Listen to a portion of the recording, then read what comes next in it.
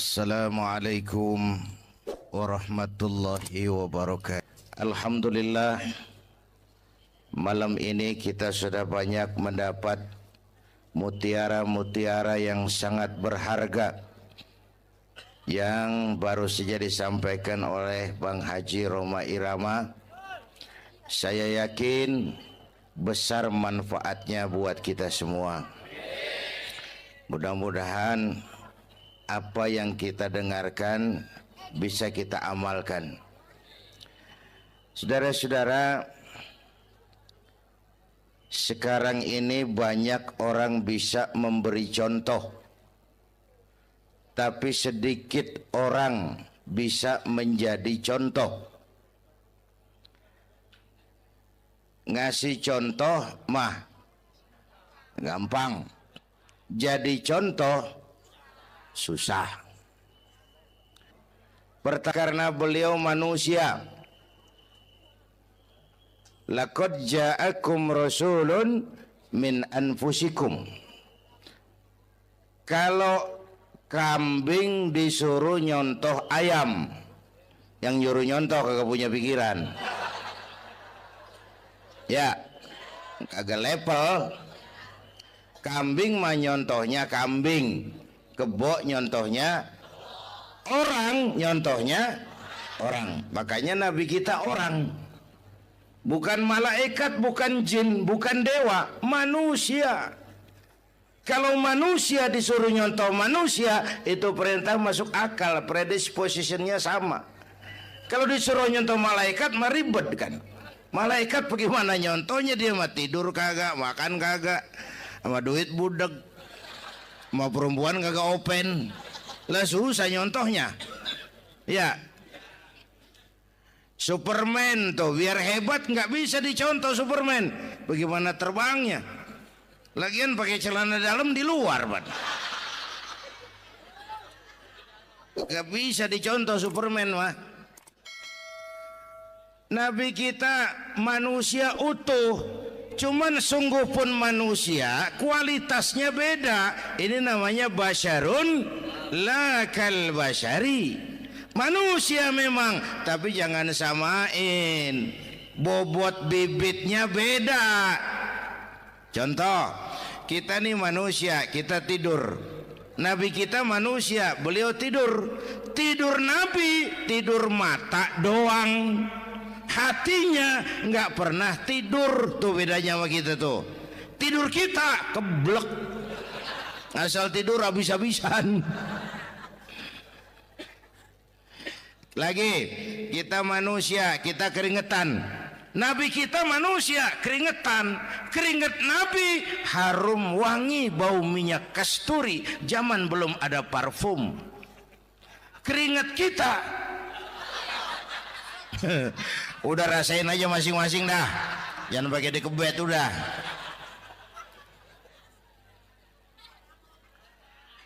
Contoh lagi, kita nih manusia nih, kita beludah nggak? Nabi kita manusia, beliau juga beludah. Ludah Nabi obat, ludah Nabi.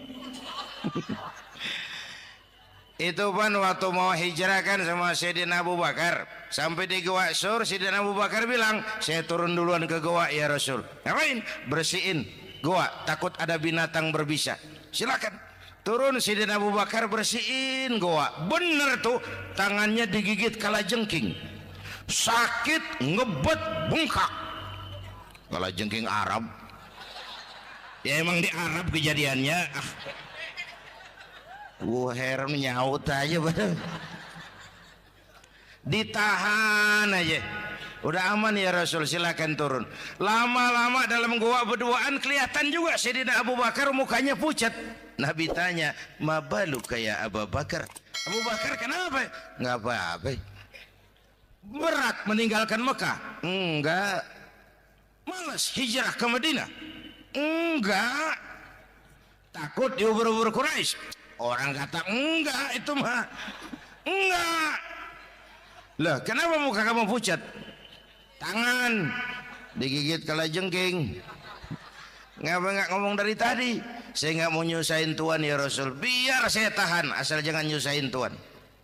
Jangan begitu kau. Sini tanganmu, diambil sama baginda Nabi. Bismillahirrahmanirrahim. Cuh, diludahin, ringkes, sembuh saat itu juga. Ludah Nabi. Pengen tahu kita yang ludahin, bengkak campur koreng.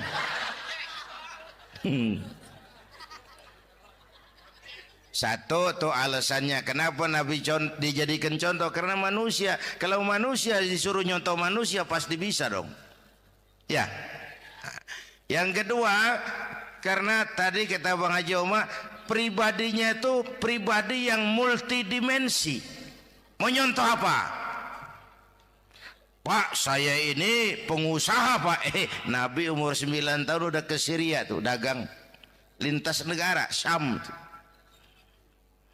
Saya jenderal Pak, Nabi mimpin tentara di medan perang Mas. Saya mau balik Pak, Nabi dakwah Bung. Saya guru Pak, Nabi ngajar Mas. Innama bu'istu mu'alliman, aku diutus sebagai guru, guru umat, guru bangsa. Saya politisi Pak, Nabi diplomat ulung Bung. Saya presiden Pak, Nabi mimpin bangsa dan negara Mas. Saya kepala rumah tangga Pak, Nabi punya anak bini Bang. Ayo lempengan mana dulu cari ngomong. Malah Nabi Isa tuh nggak bisa jadi contoh bagaimana membina rumah tangga bahagia. Bagaimana membina rumah tangga bahagia menurut contoh Nabi Isa? Nggak ada Mas. Kenapa? Nabi Isa belum sempat kawin. Ya, Nabi Isa belum sempat kawin. Ada pengikut Nabi Isa menyangka nggak kawin ajaran Nabi Isa, pada ngikut lagi nggak kawin. Tuh pastor tuh mubazir. Orang dikasih perabotan. Bang bener, saya kalau dalam Islam kiai kagak boleh kawin, saya pilih berhenti jadi kiai. Kalau kagak ada giro-giroan, botak rambut.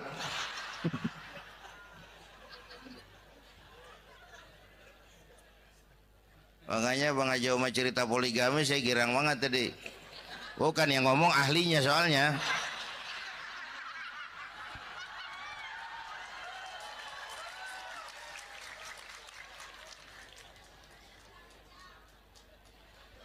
Dadah gitu aja deh ya. Nah kata Imam Busair ini yang dahsyat. Ka'annahu wa huwa fardun fi jalalatihi fi askarin hina talqahu wa fi hasham. Sepertinya kehebatan Rasulullah itu sama, baik sendiri maupun di tengah tentara. Artinya begini, orang hebat banyak, tapi yang hebat di mana-mana susah nyarinya. Baginda Rasul ini lagi duduk hebat, lagi jalan hebat, ada di pasar hebat, lagi di masjid hebat, di medan perang hebat, di depan anak-anak hebat, di mata musuhnya hebat, di depan sahabatnya hebat, di mata istrinya hebat, di mana-mana hebat. Lah susah jadi orang begini Bang. Ya, kita mah hebat juga setempat. Di kantor hebat, sekantor orang diomelin. Di kantor, pulang ke rumah dikeplak sama bininya diem aja. Ini di depan bininya dia kagak hebat dia mah.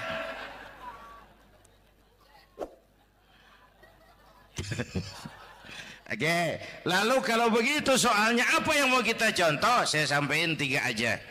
Pertama, Nabi kita ini tokoh yang sejak kecil udah ditempa kesusahan. Bu, tadi kata Bang Haji, Islam mengangkat derajat kaum perempuan karena perempuan banyak melahirkan orang besar. Lihat Sayyidah Aminah, ibunda baginda Nabi, melahirkan anak pertama tanpa didampingi suami.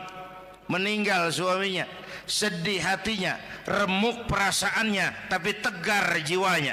Dilahirkannya bayi bernama Muhammad, diasuhnya penuh kasih sayang, diantarnya menjadi orang besar dan memang dibesarkan oleh Allah.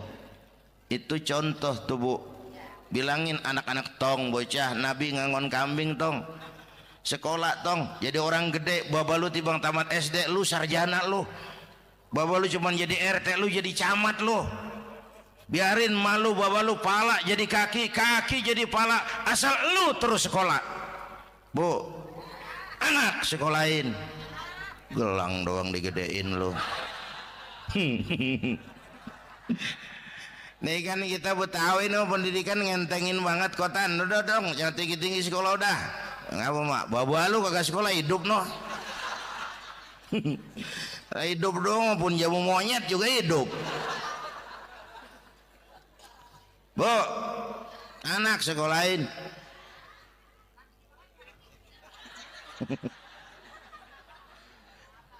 Mahatma Gandhi.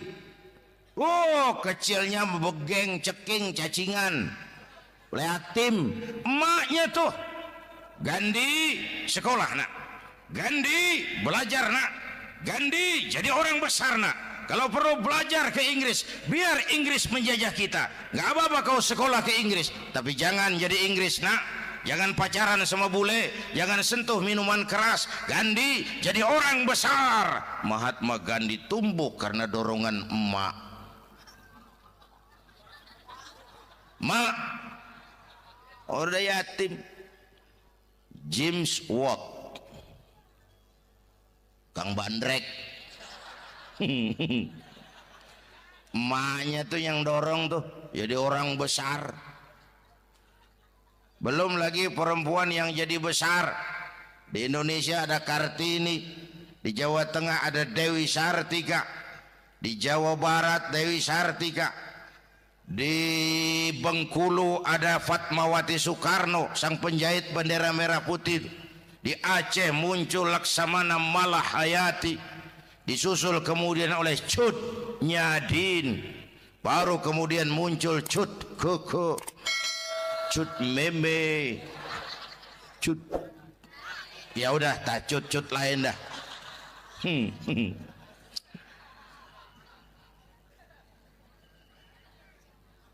Nabi ke remajanya nggak dikolokin, tegar, tahan bantingan, nggak cengeng. Begini bang, kalau bahasa kita nih, bahasa Betawi nih, orang mah bang kalau udah biasa susah, ketemu susah, nggak kaget udah.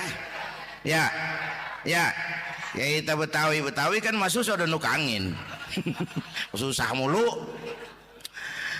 Saya santri nih biasa makan kangkung, datang ke rumah temen dikasih kangkung, makanan gue ini mat, dikasih daging ayam lah nambah, emang apa? Orang mah kalau biasa susah enak, nggak kagetan.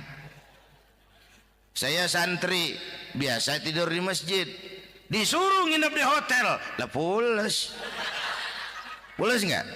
Tapi yang biasa tidur di hotel, suruh nginep di masjid, encok.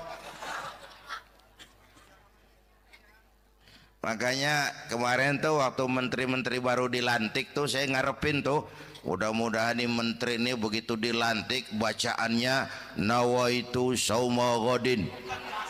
Lu pada niat puasa dulu dah, entaran. Puasa kan bukan kagak boleh, nunda doang, nunda puasa mah. Tempe boleh, maghrib. Tahu boleh, maghrib. Air kelapa boleh, maghrib.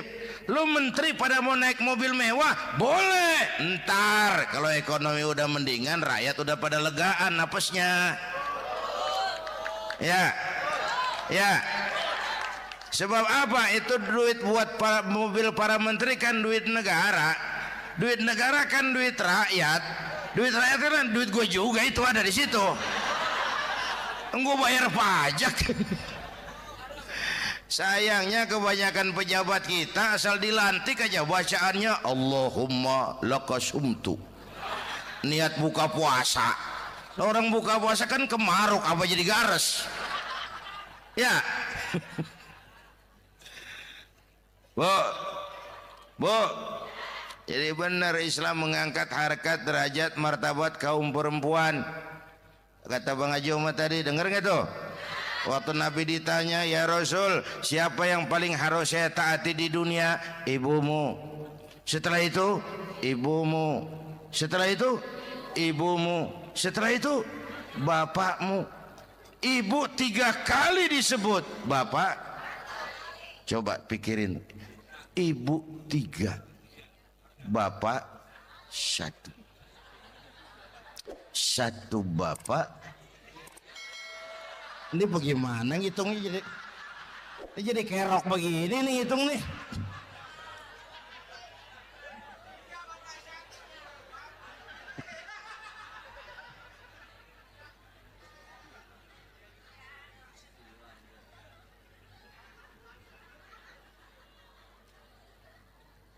Jangan takut ngadepin susah. Hidup nih keras, kerja keras, peras keringat, banting tulang.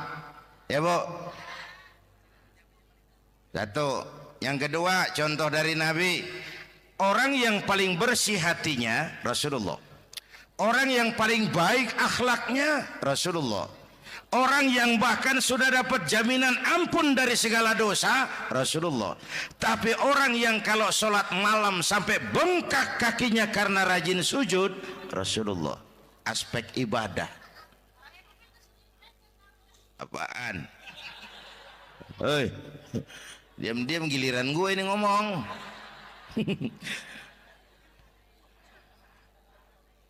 Lo ngomong lagi udah gue pulang. Canda neng. Dan gantian ya. Ya. Apaan urusan? Orang yang dosanya udah dapat jaminan ampun, kalau sholat malam bengkak kakinya karena rajin sujud. Saya tahu di sini juga banyak yang kakinya bengkak. Semurat. Oke. Kira-kira 3 minggu yang lalu saya menghadiri haul akbar Syekh Maulana Malik Ibrahim di Gresik, haul ke-609. Dari situ saya ke Surabaya ikut zikir sama keluarga besar Tarbiyatul Qulub. Waktu zikir saya terkejut, ada kalimat yang dibaca ratusan kali menyentak perasaan saya. Kalimatnya sederhana, kita apalah, yaitu kalimat ana Abdullah.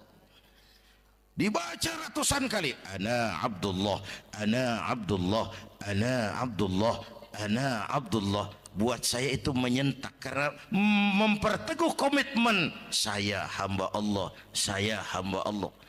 Ah itu mah Pak Zainuddin kan biasa, itu mah kita semua juga hamba Allah. Betul.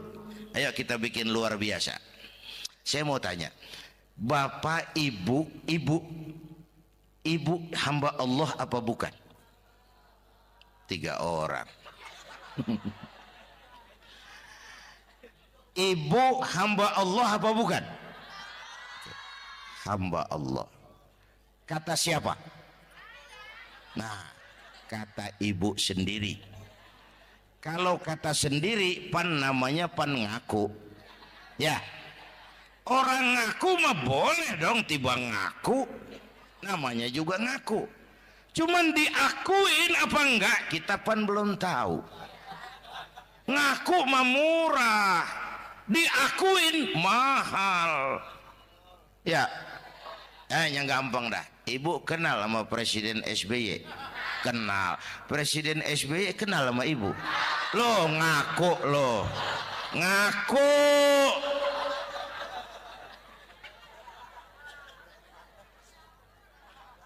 Saya hamba Allah, kata saya. Berapa banyak orang mulutnya hamba Allah, perbuatannya menyatakan dia hamba dunia, hamba harta, hamba jabatan, hamba setan, budak nafsu. Nggak sesuai ucapan sama perbuatan. Yuk jadi hamba Allah yang beneran. Jangan separuh-separuh, kita mapan asal sakit mah hamba Allah. Ya Allah, ya Allah, lagi sakit. Sehat ya dikit, keder. Nyari masjid nggak ketemu.